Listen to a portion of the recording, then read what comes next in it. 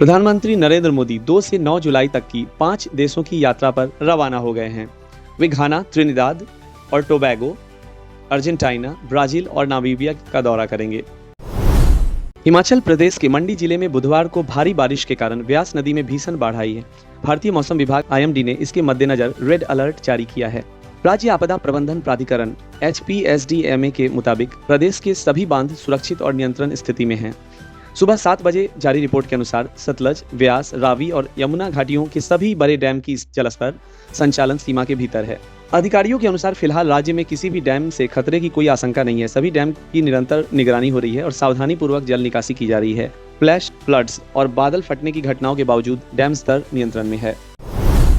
भारत सरकार के स्वास्थ्य एवं परिवार कल्याण मंत्रालय ने बताया, ICMR और NCDC द्वारा की गई विस्तृत जांच और अध्ययन में कोविड-19 वैक्सीनेशन और देश में हो रही अचानक मौतों के बीच कोई सीधा संबंध नहीं है।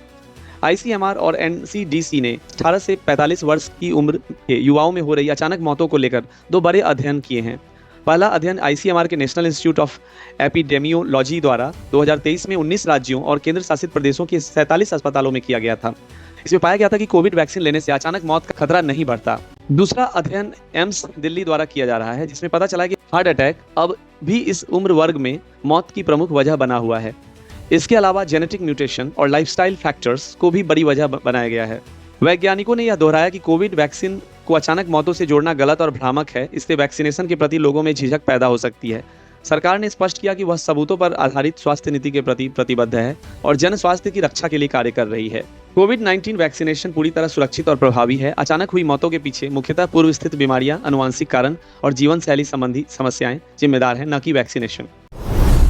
नेशनल डॉक्टर्स डे की पूर्व संध्या पर Agartala government medical college AGMC और GBP हॉस्पिटल ने एक बहुत बड़ी उपलब्धि हासिल की। दोनों संस्थानों ने मिलकर तीसरी सफल किडनी ट्रांसप्लांट सर्जरी को अंजाम दिया। सर्जरी सोमवार को AGMC और GBP अस्पताल की यूरोलॉजी और नेफ्रोलॉजी विभाग की टीम द्वारा किया गया। इसमें Shija hospitals and research institute, Imphal, Manipur की विजिटिंग टीम का भी सहयोग रहा। डोनर और रिसीवर दोनों अगरतला के राधानगर क्षेत्र के निवासी हैं और अब स्थिर हालत में हैं। डॉक्टर शंकर चक्रवर्ती, मेडिकल सुपरिटेंडेंट, ने कहा, तीसरी सफल सर्जरी हमारे अस्पताल के लिए एक ऐतिहासिक उपलब्धि है। मेडिकल टीम की मेहनत और अंतर्राज्यीय सहयोग ने एक और जीवन बचाया है। मुख्यमंत्री मानिक साहा ने सोशल मीडिया पर खुशी व्यक्त की। डॉक्टर्स डे से पहले यह उपलब्धि हमारे डॉक्टरों की विशेषज्ञता और समर्पण को दर्शाती है। डॉक्टर कनक चौधरी, डिप्टी सुपरिटेंडेंट, ने बताया, पिछले 2 ट्रांसप्लांट के मरीज आज स्वस्थ जीवन जी रहे हैं और हमें भरोसा है कि तीसरा मरीज भी ऐसा ही करेगा। यात्रियों की सुविधा को बेहतर बनाने के उद्देश्य से भारतीय रेलवे ने 1 जुलाई 2025 मंगलवार को एक नया super app rail one launch किया है। इस ऐप का उद्घाटन केंद्रीय रेल मंत्री अश्विनी वैष्णव ने नई दिल्ली में किया। रेल वन एक all in one mobile application है जिसे रेलवे की सार्वजनिक क्षेत्र की इकाई CRIS, centre for railway information systems, द्वारा विकसित किया गया है। इसका उद्देश्य यात्रियों और रेलवे के बीच इंटरफेस को बेहतर बनाना है। यह app Android, Google play store और iOS, एप्पल ऐप स्टोर दोनों प्लेटफॉर्म पर डाउनलोड के लिए उपलब्ध है। रेलवन ऐप की प्रमुख विशेषताएं इस प्रकार हैं। सभी यात्री सेवाएं एक ही प्लेटफॉर्म पर उपलब्ध होंगी। अनारक्षित टिकट और प्लेटफॉर्म टिकट पर 3% की छूट होगी। लाइव ट्रेन ट्रैकिंग, शिकायत निवारण सुविधा, ई-कैटरिंग, पुली बुकिंग और अंतिम मील टैक्सी सेवा। रिजर्वेशन टिकट IRCTC के माध्यम से ही मिलेंगे। IRCTC ने रेलवन को अधिकृत किया है जैसे अन्य कमर्शियल ऐप्स को।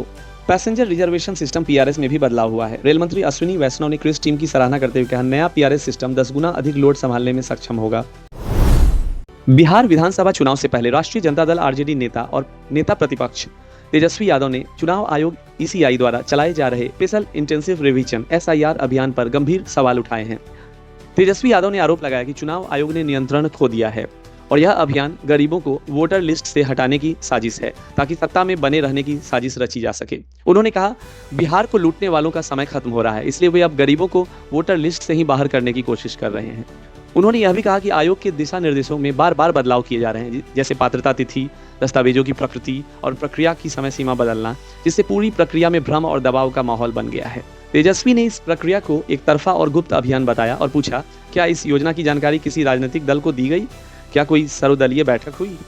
इस बीच मुख्य चुनाव आयुक्त ज्ञानेश कुमार ने सफाई देते हुए कहा कि SIR का उद्देश्य हर पात्र वोटर को सूची में शामिल करना और अपात्र को बाहर करना है। उन्होंने यह भी बताया कि 1 लाख से अधिक वॉलंटियर्स वृद्धों, बीमारों, विकलांगों और हाशिए पर मौजूद समुदायों की मदद के लिए तैनात किए गए हैं।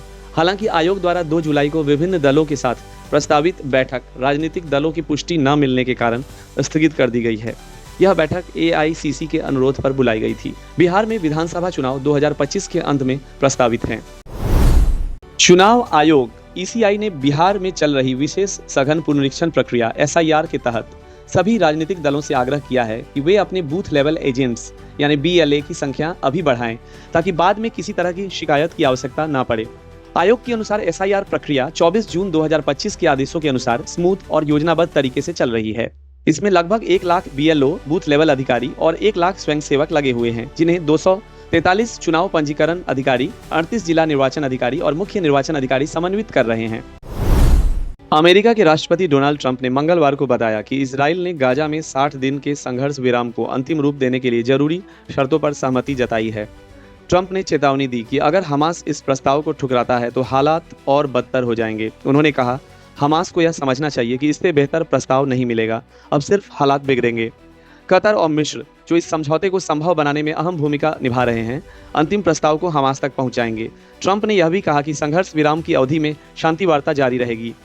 ट्रंप ने अपने social media platform truth social पर लिखा, मेरे प्रतिनिधियों ने आज इजरायली अधिकारियों से गाजा को लेकर लंबी और सार्थक बातचीत की। अब हम सभी पक्षों के साथ मिलकर युद्ध समाप्त करने की दिशा में काम करेंगे।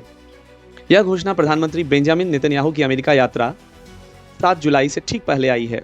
इस बीच गाजा में इजरायली हवाई हमले जारी हैं। सोमवार को कम से कम 50 हवाई हमले किए गए, जिनमें गाजा शहर के पूर्व हिस्से को निशाना बनाया गया। अल जजीरा के अनुसार रविवार को हुए हमलों में कम से कम 68 फिलिस्तीनी मारे गए, जिसमें 47 की मौत गाजा सिटी और उत्तरी इलाकों में हुई। गाजा स्वास्थ्य मंत्रालय के मुताबिक अब तक इस युद्ध में 56,500 से अधिक लोग मारे जा चुके हैं और 1,33,419 से अधिक घायल हुए हैं। वहीं इजराइल में 7 अक्टूबर के हमले में 1,139 लोगों की मौत हुई थी और 200 से अधिक लोगों का अपहरण किया गया था। दिल्ली के उपराज्यपाल विनय कुमार सक्सेना ने फिल्म उमरावजान की रिमास्टर्ड संस्करण की विशेष स्क्रीनिंग में भाग लिया। यह कार्यक्रम निर्देशक मुजफ्फर अली की मौजूदगी में आयोजित हुआ। फिल्म देखने से पहले उपराज्यपाल ने दर्शकों को संबोधित करते हुए कहा कि उन्होंने यह फिल्म कई बार देखी है और इसकी कहानी, निर्देशन, संगीत और गीत उन्हें बेहद पसंद है। उन्होंने कहा कि उमरावजान एक ऐसी अनोखी फिल्म है जिसे आज के समय में बनाना बेहद कठिन है। विनय कुमार सक्सेना ने इस फिल्म को रेखा के कैरियर का मील का पत्थर बताया। उन्होंने कहा, यह फिल्म नहीं होती तो रेखा आज जो है वो शायद ना बन पाती। निर्देशक मुजफ्फर अली ने उमरावजान को टाइमलेस और एजलेस बताया और कहा कि यह फिल्म 150 साल पुराने दौर को आज भी जीवंत तरीके से प्रस्तुत करती है। उन्होंने यह भी कहा कि वे इस फिल्म को फिल्म फेस्टिवल्स और OTT प्लेटफॉर्म्स पर लाने की योजना बना रहे हैं। उमरावजान मूलतः मिर्जा हादी रुस्वा के उपन्यास उमरावजान अदा पर आधारित है। इसका 1981 का संस्करण, जिसमें रेखा मुख्य भूमिका में थी, एक कल्ट क्लासिक बन चुका है और इसे 4 राष्ट्रीय पुरस्कार भी मिले थे। यह फिल्म 27 जून को सिनेमाघरों में दोबारा रिलीज हुई है। लोकप्रिय web series for more shorts please का अंतिम सीजन जल्द ही प्राइम वीडियो पर रिलीज होने वाला है। यह शो प्रीतिश नंदी कम्युनिकेशन द्वारा निर्मित है और इसे रंगीता प्रीतिश नंदी और इशिता प्रीतिश नंदी ने बनाया है। इस सीजन में फिर से मुख्य भूमिकाओं में दिखेंगी श्रेयानी गुप्ता, कीर्ति कुल्हारी, बानी जे, मानवी गगुरु। इनके साथ सपोर्टिंग कास्ट में लीजा रे, प्रतीक बब्बर, राजीव सिद्धार्थ, अंकुर राठी और मिलिंद सोमन भी नजर आएंगे। चौथे और अंतिम सीजन को निर्देशित किया है अरुणिमा शर्मा और नेहा पार्टी माटियानी ने। इसे खुशियों का सीजन बताया गया है, जिसमें डामिनी, अंजना, सिद्धि और उमंग की स्वयं की खोज, आज़ादी, पहचान और रिश्तों की यात्रा को दिखाया जाएगा, वो भी शो के अपने खास अंदाज, ग्लैमर और ईमानदारी के साथ। प्राइम वीडियो ने इंस्टाग्राम पर इसकी घोषणा करते हुए लिखा, calling the shots for the season finale, final season coming soon. इसके साथ पोस्टर भी जारी किया गया है, जिसमें चारों मुख्य किरदारों को बीच पर रिलैक्स करते हुए दिखाया गया है।